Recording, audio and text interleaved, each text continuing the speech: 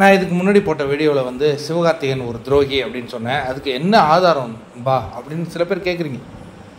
அதுக்கு அந்த வீடியோ தம்ப்லைனில் வச்சுருக்கேன்ல, அதான் ஆதாரம். அதாவது சிவகார்த்திகேயனை வந்து நம்ம ரஜினி ரசிகர்கள், சிவகார்த்திகேயன் விடுங்க, விஜயை கொண்டாடினதே ரஜினி ரசிகர்கள் தாங்க. அந்த நாய் அதை மறந்துட்டு இப்போ அவர் திடீர்னு அவருக்கு எம்ஜிஆர் ரசிகராக அவர் எப்போ மாறினாரோ அன்னைக்கே அவனுக்கு சமட்டி அடி. எது முதல் படம் உன்னை எங்கேயோ பார்த்த மாதிரி இருக்க, நான் ரஜினி ரசிகன் அப்படின்னு வந்துட்டு அதுக்கப்புறம் அதெல்லாம் நான் சொல்கிறதுக்கு எனக்கு விருப்பம் இல்லை. அதுக்கப்புறம் சிவகார்த்திகேயன் நான் எங்கே இருந்தாலும் நான் ரஜினி ஃபேன் சொல்லிட்டு இப்போ இவங்கிட்ட போய் துப்பாக்கி, இவர் யார் விஜய்கிட்ட துப்பாக்கி வாங்கினா இவர் வந்து ஐயோ அது எனக்கு பிடிக்கவே இல்லைங்க.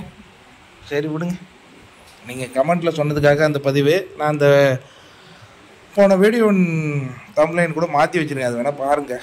இப்போ நமக்கு கிடைத்த அடுத்த தகவல் என்னென்னா, சூப்பர் ஸ்டார் ரஜினிகாந்த் அவர்களும் மணிரத்னம் அவர்களும் ஒரு படத்தில் இணைந்து நடிக்க இருக்கிறார்கள் அப்படிங்கிற ஒரு தகவல் வந்திருக்கு.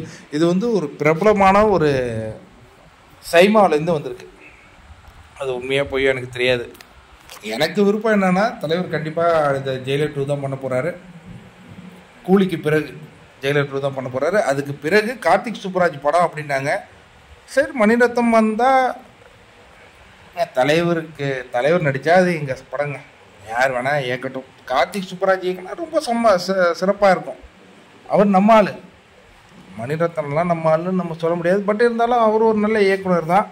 அதில் தலைவர் நடித்தாலும் ஓகே தான், நல்லா இருக்கும்.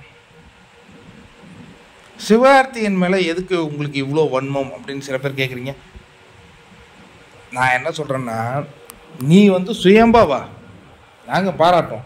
ஏன்டா எங்கள் பேரை வச்சுக்கிட்டு வர, நான் தலைவர் ரசிகன், நான் தலைவருக்கு கட் அவுட் வச்சேன், விசில் அடித்தேன்ட்டு அவங்ககிட்ட போய் துப்பாக்கியை வாங்கினிய பிச்சைக்கார நாய, உன்னை எவன்டா பண்ணிப்பான்?